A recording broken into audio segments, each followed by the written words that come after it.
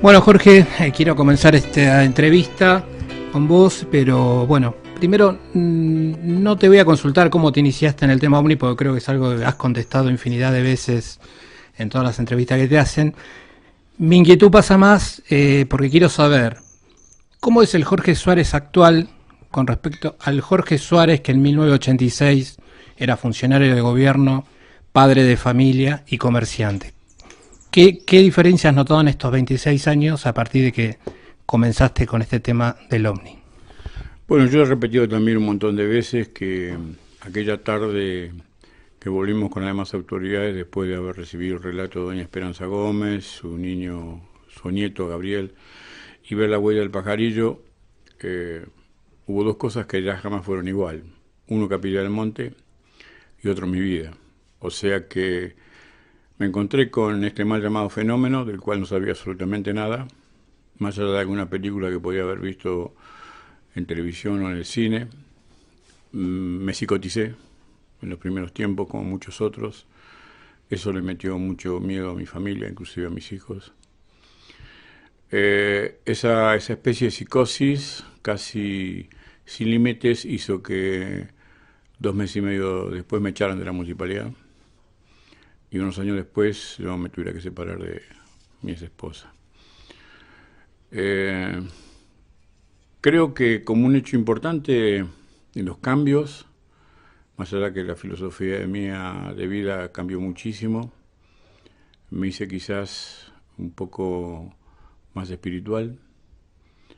Empecé a ver al planeta de una manera diferente, a darme cuenta que este hombre lo ha atormentado muchísimo, pero fundamentalmente gracias a la venida de muchísimos investigadores notables que pasaron por Capilla del Monte, mi nulo intelecto sobre diversas cuestiones creció de una forma desmesurada. Yo recuerdo que unos años después, cuando conocí a don Pedro Romagnú, que venía con mucha frecuencia a dar conferencias a Capilla del Monte, un día haciéndole una entrevista para mi programa de radio, otra de las cosas que hice inmediatamente fue meses después de empezar mi programa de radio, que ya tiene 26 años, y en una charla con Pedro Romagnú había un ida y vuelta donde yo aportaba también el conocimiento que había ido adquiriendo. Y Pedro me dice: Jorge, ¿cuánto hace que usted anda con esta cuestión? Le digo: mire, Pedro, desde que partió la huella del pajarillo era 4 años. Me dice: a usted sí que le hicieron hacer un curso acelerado, porque tiene una posición sobre esto que yo comparto y que no es muy difícil, no es muy fácil encontrar una persona que recién comienza, ¿no? Creo que toda esa realidad también me hizo replantearme muchas cosas de mi vida, con una valiente autocrítica, digo. Hubo cosas que fui modificando de mi realidad personal, algunas que todavía debiera modificar, porque si me hubiera pasado esto a los 20 años a lo mejor hubiera sido fácil, ¿no? Pero ya cuando uno tiene más de 50 años, hay hábitos que son difíciles de sacudirse, ¿no? Pero a mí esto me ha hecho mucho bien, creo que me ha hecho mejor persona. Mi carácter sigue estando intacto, a veces tengo arranques de violentos porque me da pánico la estupidez, fundamentalmente, la mentira. Y fíjate que no tan así la connotación del loco que siempre me han etiquetado los periodistas, ¿no? Esa realidad a veces en la primera etapa me daba un poco de confusión, no entendía por qué yo tenía que ser loco por hablar de cosas diferentes. Pero cuando después de muchos años seguí conociendo personas notables de esta realidad, a quien también llaman locos y lo siguen llamando, dije, para mí esto es una condecoración, ¿no? Pero bueno, eso así a grandes rasgos han sido mis cambios, y algo muy importante que no quiero dejar de mencionar: quizás los mayores cambios se produjeron cuando yo uno mi destino con quien soy mi compañera, que todo el mundo conoce, que es Lumari. Bueno, haciendo un poco referencia a lo que venías contando, me gustaría saber quiénes, desde que vos comenzaste con este tema, quiénes fueron las personas que marcaron un antes y un después, ¿no?, en tu vida. Bueno, Pedro Romagnú, Juan José Benítez, el doctor Fernández Jiménez del Oso, el contactado costarricense Enrique Castillo Rincón, el doctor Virgilio Socejo, es un cubano que vive en Miami. A nivel personal, la señora Perla Perviu, que acaba de fallecer el mes pasado, una contactada que me ubicó con claridad desde el punto de vista espiritual. Y bueno, hay un montón de personas más, ¿no?, que uno fue conociendo a través de los años. Y fíjate, Daniel, que a contrapelo de otros investigadores que se tienen que desplazar y para conocer otras personas, lo mío fue muy fácil en Capilla del Monte, porque yo no me tuve que mover de Capilla del Monte para conocer todas esas personas que de pronto vinieron atraídos en el principio con la temática del Guayaguaya del Pajarillo, y luego a través de los congresos que nosotros hacemos todos los años, ¿no? Otra persona que me marcó mucho, y no quiero dejar de mencionar, el astronauta norteamericano Brian O'Leary, dueño de una persona verdaderamente exquisita, más allá de ser doctor en física y todas esas cosas que lo hicieron grande, ¿no? Una personalidad que agradecía la vida y me ha permitido conocerlo, ¿no? Lo mismo que la doctora Marina Popovich, que la conocí en Buenos Aires, la cosmonauta rusa. O sea, yo de toda esa gente me fui prendiendo como sanguijuela y aprendí de ellos, ¿no? Aprendí de ellos no solamente los matices de este tema tan controvertido, sino aprendí de ellos a tener una línea de conducta que está muy aferrado a los principios, a los códigos, que generalmente son realidades que esos que se dicen investigadores, y que lo digo que son nada más que opinólogos, desechan, ¿no? En el tema de la investigación hay muy pocos que son verdaderamente investigadores y hay muchos que viven aferrados a sus egos, a sus protagonismos estúpidos. Y yo digo siempre que no se puede tratar de ser protagonismo en un evento que es el más importante en toda la historia de la humanidad, que es el verdadero protagonista de todo esto. Nosotros somos meros trabajadores, en mi caso con todas las limitaciones del caso, pero que bueno, creo que hemos hecho en estos 26 años una muy buena tarea. Jorge, en tu último libro, La gran programación ET, hablas de la doña causalidad. ¿Qué injerencia ha tenido en tu vida? Total, yo lo digo en el libro. Yo descubro después de muchos años que, hablando de un lenguaje moderno, cuando nacemos, y esto le ocurre a todas las personas, a todos los seres, hay alguien muy poderoso que es el que nos regala esa etapa de vida y nos entrega una herramienta, que muchos hablan que es el destino. Y yo digo que es el GPS, para hablar de idioma moderno, donde se marcan perfectamente cuál es el camino, cuál es nuestro rol en esta vida. Y claro, cuando comencé a escribir ese libro, que digo en el anticipo que me lo sugirieron el ver volar golondrinas en este lugar tan mágico, me motivó a escribir ese libro para contarle a la gente que la casualidad no existe, que hay una causalidad. Y a las 10 páginas que comencé a escribir dije, esto hay que escribir en tercera persona. Entonces yo imagino una persona que la está escribiendo y imagino un personaje que me acompaña durante todo el libro, que es doña Causalidad, con quien nos peleamos muchísimos. Hay momentos desopilantes, otros no tanto, hasta que aquel momento emocionante que yo la reconozco, la encuentro, y ya después seguimos camino tomados de la mano, ¿no? Y eso le pasa a todos los seres. Lamentablemente muchísima gente no entiende que nuestro camino está marcado. Yo digo en el libro que a veces nos confundimos por nuestras propias limitaciones y nos apartamos del camino que marcaron en nuestros GPS. Y doña Causalidad, con mucha paciencia, se sienta al borde del camino a esperar que el imbécil vuelva. Cuando advierta que ha perdido el rumbo, vuelve al lugar donde se desvió y sigue su camino para concretar su objetivo. Yo no sé, en definitiva, hasta el día de hoy, si esto que estamos haciendo hace tantos años es lo que me pidieron hacer, porque primero me lo sugirió Perla, que lo tenía sin decirme específicamente cuál era la tarea, que yo debía hacer una tarea importante para Capilla del Monte, que era necesaria. Y luego, en aquel encuentro programado que me invitaron los hermanos Dosemani, creo que confirmó definitivamente que lo que yo tenía que hacer era esto. y lo hacemos en un camino duro, áspero, lleno de incomprensiones, con una gran negatividad. Pero bueno, hemos juntado nuestras energías con los mal y nos hemos cobijado entre nosotros mismos y acá estamos, ¿no? Con 14 congresos realizados. Siempre digo que no hay ninguna institución en el mundo que haya hecho 14 congresos, y mucho menos esa otra fantástica posibilidad que me dio la causalidad de hoy en día tener un blog en un diario de la importancia del diario El Tiempo en la ciudad de Bogotá. Tampoco hay ningún blog de esta temática en ningún medio de esa envergadura. Y son todas cosas, causalidades que el destino o el GPS nos ha puesto en nuestro camino y nosotros somos obedientes de esas órdenes, ¿no? Benítez dice sistemáticamente: yo cumplo órdenes. Y bueno, quizás él lo haya hecho con mayor propiedad que nosotros, ¿no? Porque un tipo que ha publicado 50 libros es terrible, ¿no? Así que bueno, lo que pretendemos es eso. Nunca en nuestro objetivo hemos tenido como intención de querer convencer a nadie.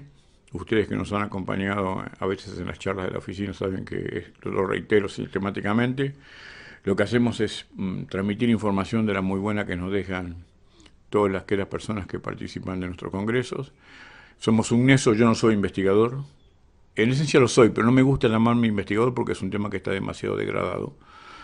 Me gusta más ubicarme dentro de una persona que hace un periodismo aficionado, transmitiendo, siendo el nexo de los investigadores con las personas que vienen a buscar información. Mucha gente que llega a la oficina se sorprende, inclusive alguna vez me han dicho: usted me engañó a mí. Le digo: ¿por qué? Porque yo vine aquí a hablar de ovnis y hace 45 minutos que estoy hablando de ovnis y no, para nada usted ha mencionado esa realidad. Y le digo: es que yo estoy convencido que no podemos seguir instalados en el fenómeno, porque aparte es la parte frívola de todo este escenario maravilloso, y necesitamos profundizar en los aspectos filosóficos. Entonces hablamos de otras cosas. A veces terminamos hablando de política, que me causa algunos sofocones, pero tengo una idea bien clara, porque estuve dentro de la cocina política. Entiendo que este sistema, afuera de las coloraturas políticas, está podrido, hay que sacarlo. Por eso me dio mucha esperanza el proyecto del señor Adrián Salvucci de proponer al argentino crear la Segunda República, como hizo Francia 5 veces. Lamentablemente no hay ámbito para posicionar esa idea en la sociedad argentina. Pero bueno, también parte de la política y la realidad social es parte del proyecto extraterrestre. No es un fenómeno, es una realidad. Yo creo que esas personas que nos están visitando con mucha paciencia están esperando que despertemos. Cuando a mí me dicen: ¿y por qué no bajan?, yo les digo: ¿y por qué no los aceptamos? Los estamos negando en la etapa contemporánea hace 60 años. Entonces, nadie va a la casa de un vecino y cuando le toca el timbre le cierra la puerta en la cara, ¿no? Claro. Aceptemos que están acá y extendamos nuestra mano con humildad hacia ellos, y a lo mejor, quizás, puedan ser un poco menos mezquinos en mostrarse y nos ayuden a salir de este caos en que vive la sociedad. Bueno, precisamente en esa línea te quería preguntar, ¿qué valor le das vos o pensás que tiene la realidad ovni para la humanidad? Es fundamental. Por eso digo que es el evento más importante en toda la historia de la humanidad. En principio, probar que no somos los únicos. O sea, tontería que aún mucha gente de este planeta está convencida. A pesar de que los astrónomos dicen sistemáticamente que el universo estaría compuesto por 1.000 millones de galaxias, suponer que alguien poderoso, que lo podemos llamar Dios o energía creadora, solamente desarrolló la vida biológica en este planeta es un verdadero absurdo. Entonces, yo creo que esa es la parte importante. Yo siempre propongo en las reuniones y en todos los lugares, en las entrevistas, que es importante que la sociedad se haga 4 preguntas. ¿Quiénes son? ¿De dónde vienen? ¿Por qué están acá? Y fundamentalmente, ¿qué posibilidad hay de podernos favorecer con su presencia? Que yo estoy absolutamente seguro que si ellos accionan, puede resolver muchos de los problemas que se han generado en los últimos tiempos. Y eso es muy importante. Ahora, si seguimos como pretenden los investigadores, entre comillas, que están ocupados durante toda su tarea en convencer a la gente que el ovni existe, que, como dicen los grandes investigadores, tratar de convencer a la sociedad, eso es como decirle que el agua moja. me parece una soberana pérdida de tiempo. Yo, si hubiera tenido que seguir en esa tarea, no, ya hubiera abandonado, porque me parece una verdadera pérdida de tiempo, ¿no? Jorge, ¿por qué se considera Capilla del Monte que es una de las zonas calientes de avistamiento más importantes del mundo? Bueno, eso lo dicen los investigadores, yo no, jamás lo he dicho. Yo digo sistemáticamente que esta realidad del mal llamado fenómeno de los ovnis es patrimonio exclusivo de Capilla del Monte, pero bueno, todos los investigadores que vienen a nuestros congresos se van sorprendidos de este lugar, hablan con la gente, con los vecinos. Lo que más les sorprende es la posición de estupidez que tienen los vecinos diciendo que esto es un invento, que la huella del pajarillo la quemaron los bomberos, pero se van impactados por el conocimiento que tienen ellos de viajar por todo el mundo y conocer situaciones y realidades de otros lugares del planeta, donde sistemáticamente emerge como un hecho importante el Uritorco, ¿no? Las revistas en España, cuando han hablado en su momento, y en todo momento, cuando se tienen por alguna circunstancia obligación de mencionar Uritorco, dicen el centro de peregrinaje ufológico más importante del planeta. Fíjate vos que el 11 del 11 del 11, cuando acá se hizo toda una movida en un lugar de Capilla del Monte, investigadores españoles, como por ejemplo el señor Miguel Celáez, que había hecho una excursión a Egipto para, de alguna manera, no sé si festejar o recordarlo, esperando que se termine el mundo, como mucha gente dijo, en una entrevista que yo le hice, puso a nivel de la importancia de esa movida que se hizo en Egipto, en las pirámides, en la movida que tuvo Capilla del Monte en el Cerro Uritorco. Entonces, lamentablemente los únicos que no se dan cuenta son los imbéciles de este pueblo, sean comerciantes, vecinos o funcionarios, ¿no? Jorge, vos fundaste el Centro de Informes OVNI Colombo Argentino. Sí. ¿Es el público colombiano más abierto y receptivo que el argentino? Sin ningún tipo de duda. Y no solamente el público colombiano, el periodista es más receptivo. Yo, cuando voy a Bogotá, es una ciudad de más de 10 millones de habitantes, que tiene, entre tantos otros medios, yo creo que el medio más importante de América Latina, que es la cadena Caracol. Yo tengo espacios en radio y en televisión, tengo espacios en el otro canal que está ahí peleando la primacía en Bogotá y en Colombia y en Centroamérica, que es RCN, del cual el 50% del capital accionario es español. Y también en City TV, que es el canal de noticias más importante de Bogotá, donde hicimos una serie de 4 programas que fueron tan importantes en la intención de poner a pensar a las personas, que al segundo programa lo levantaron. Pero sí, el público es más receptivo, te escucha, debate contigo. Pero a mí en Colombia jamás me han llamado loco, jamás. Y acá es algo que, bueno, yo hace 25 años que soy loco del pueblo. Y eso ocurre porque la gente no discierne, no analiza, no estudia, pero el colombiano tiene otra filosofía de vida. Aparte, vive con un profundo respeto por los demás. En Colombia, en cualquier lugar, tú caminas por la calle y a pesar de que no te conozcan, te saludan. Acá saludas a un desconocido, seguramente que te putea. Hemos perdido, Argentina fue así.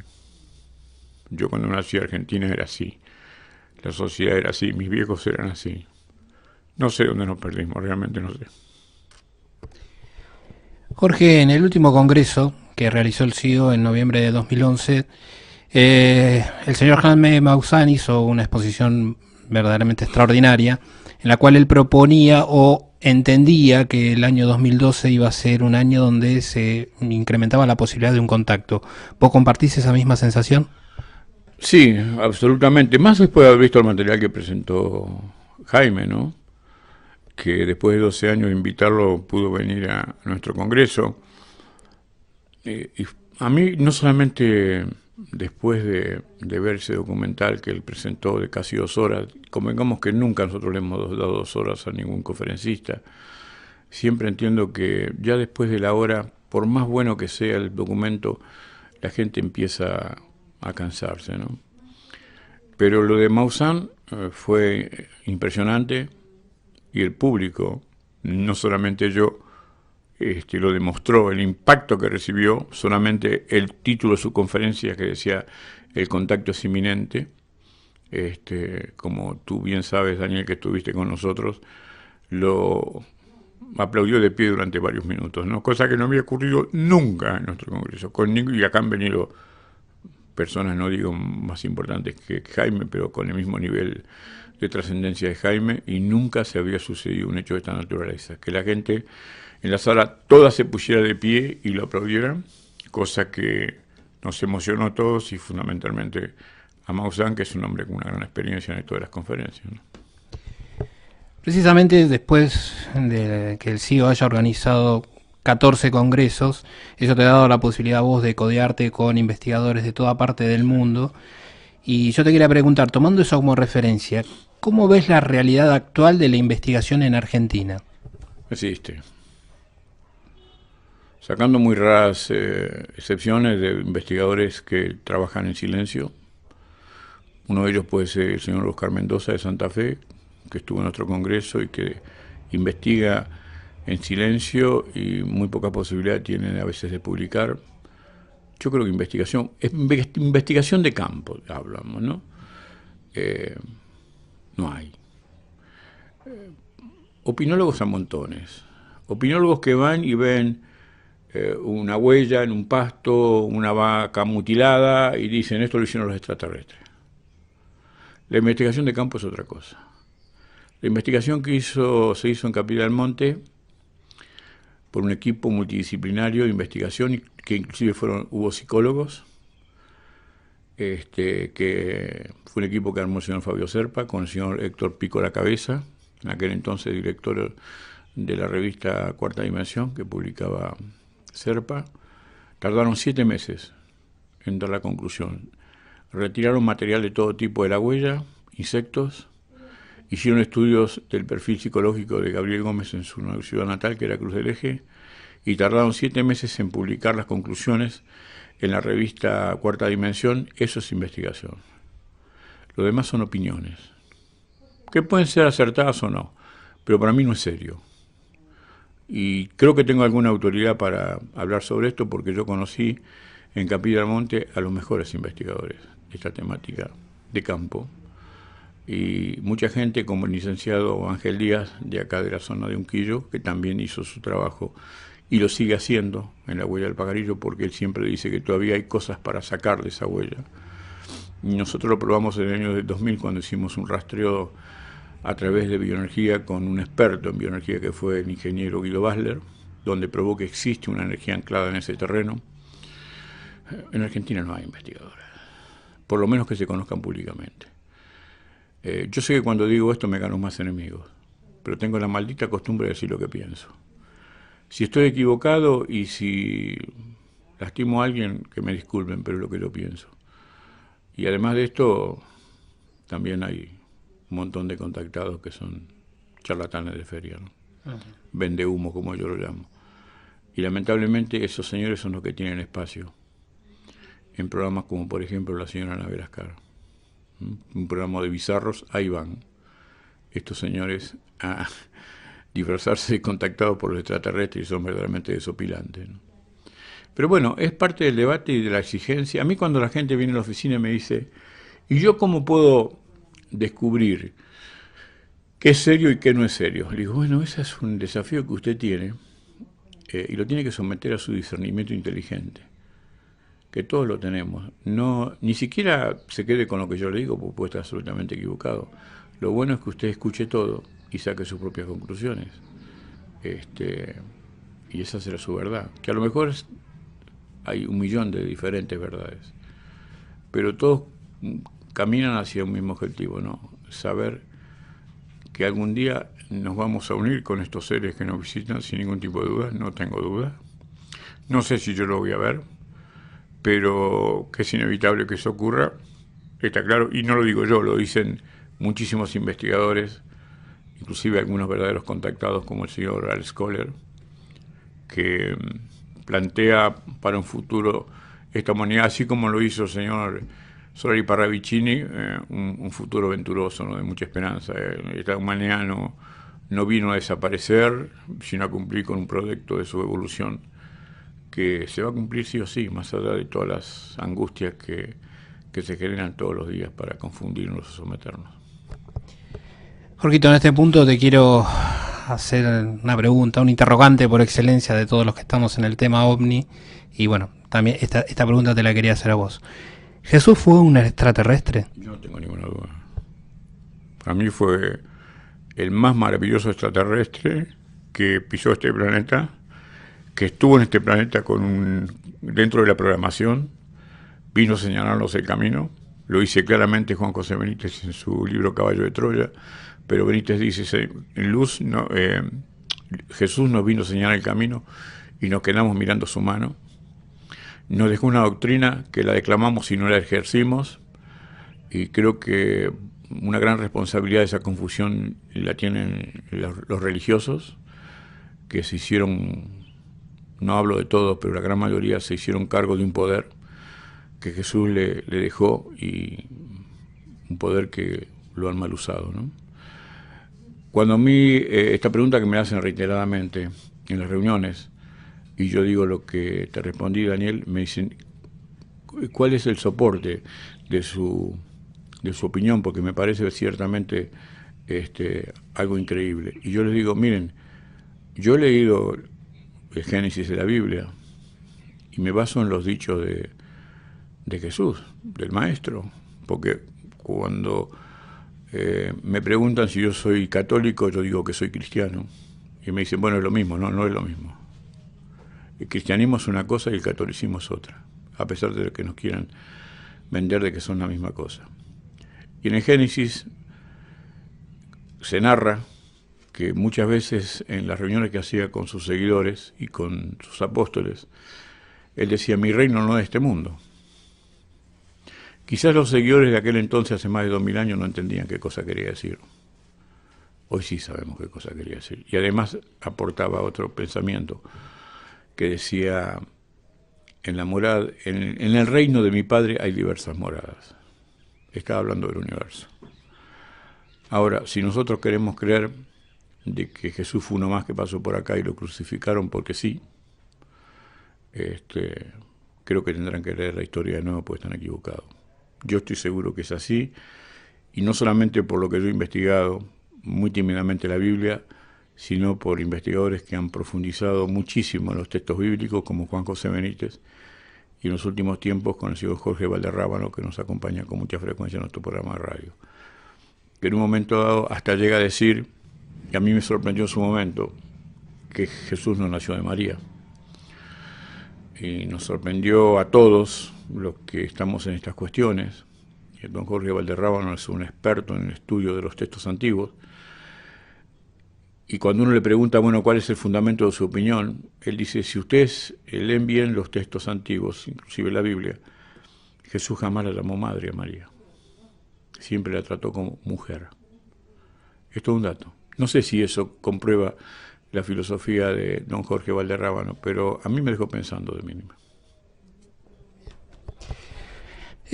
Jorge, bueno, quiero darte unos nombres y que vos me des una definición en pocas palabras de lo que te generan esos nombres, ¿no?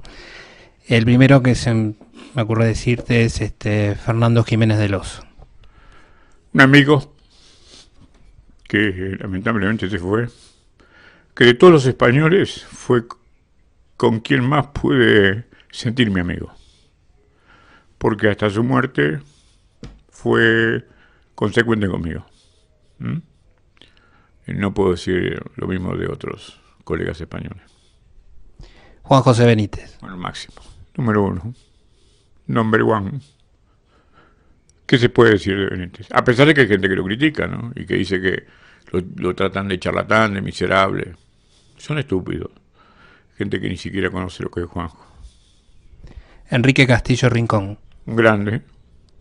Un verdadero contactado. No lo digo yo, a pesar de que es mi amigo y que compartí muchas cosas con él en Colombia. Lo dicen los investigadores, ¿no? De pronto Andrea Faber-Kaiser, muchísimos investigadores que lo han investigado, y para ellos es el contacto más real que existe en la historia del contactismo. Virgilio Sánchez Osejo. Un tipo que se metió en un en un tema escabroso. Él se dedicó durante 20 años a estudiar el famoso chupacabras. Es abogado, vive en Miami, estuvo en nuestro congreso 2 veces y un hombre que colaboró muchísimo con otros investigadores muy reconocidos, como el doctor Smith en Estados Unidos. Quizás ahora un poco de reposo, porque como muchos están un poco fatigados de un camino tan áspero y lleno de incomprensiones, ¿no? La doctora Marina Popovich. Bueno, mi ídola. No puedo decir otra cosa. Cuando la conocí en Buenos Aires, qué sé yo, sentí que toqué el cielo con las manos. Y perdóname que me emocione porque fue eso lo que sentí, ¿no? Y por último, el doctor Brian Oleari. Lo mismo que Marina. Tipos grandes que parecían a veces hasta demasiado simples.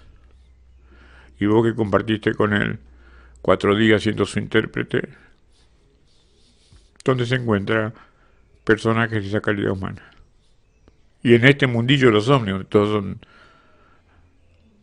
personajes que son charlatanes de feria. Y él abordaba el tema extraterrestre con mucha sobriedad.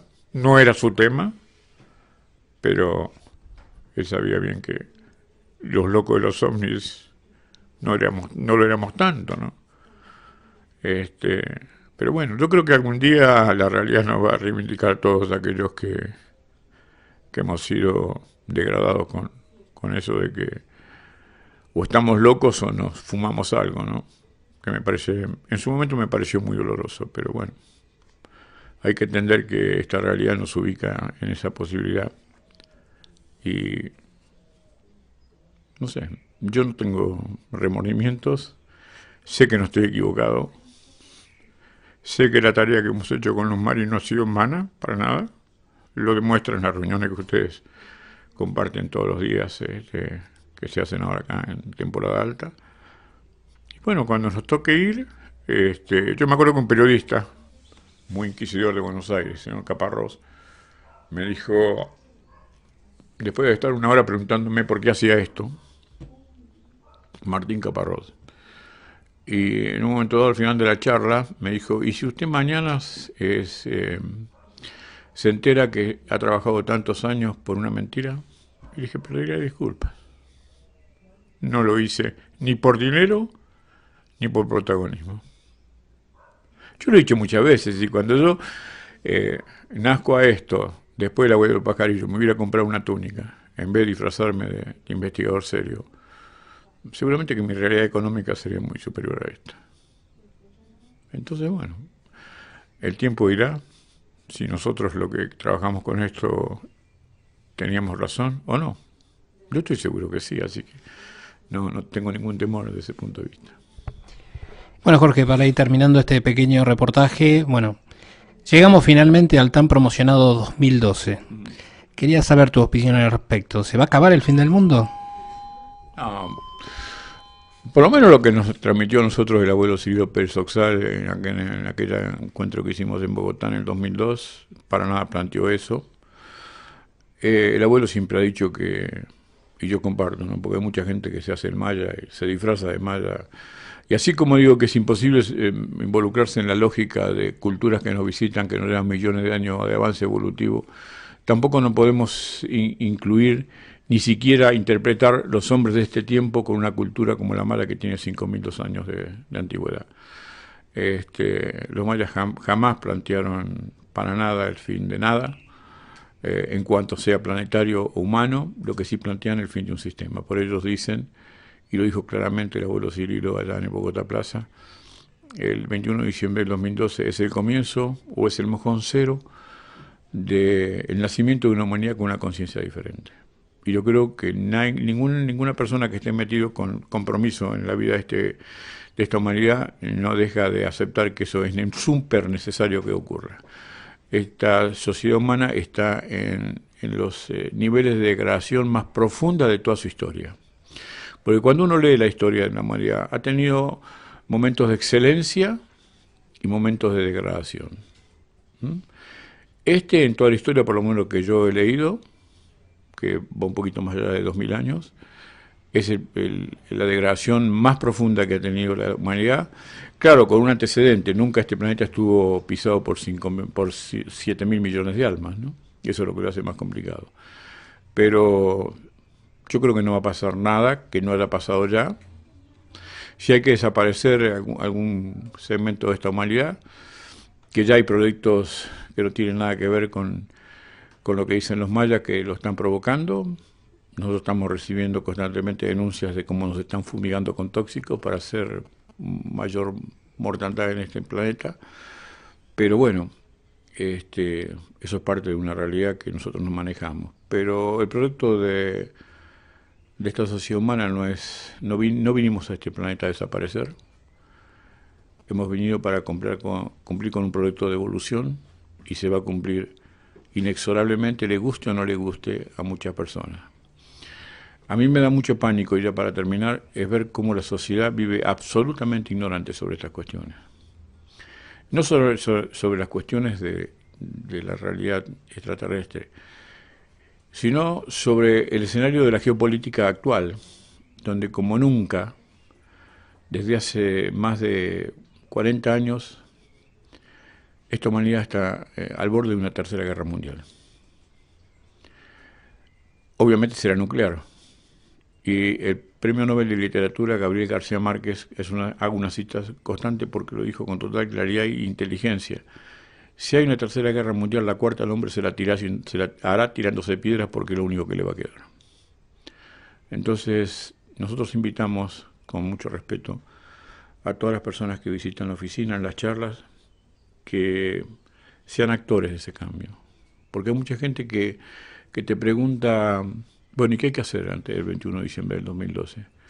Y yo digo, no quedarse sentado. No quedarse en la comodidad de esa actitud que nos han incorporado inclusive los poderes, muy especialmente del periodismo, donde estamos sentados en una meseta diciéndonos, ¿y nosotros qué podemos hacer? Y es mucho lo que podemos hacer. Yo no soy quien para decir qué cosa hay que hacer. Yo la hago todos los días, igual que mi compañera. Ahora cada uno sabrá escudriñar en el ámbito social en que se desarrolla qué cosa debe hacer. Y hay mucho para hacer. Jorge, muchas gracias. No, gracias a vos. Hace un carajo, dice, una pequeña charla hace 2 horas y media que estoy hablando. 37 minutos, no sé. Pero ¿sabes lo que te va a salir? Esto con un choripán, un chimichurri no la y no quiere hablar, ahora no quiere hablar. Marito. ¿Lo dejaste de ver?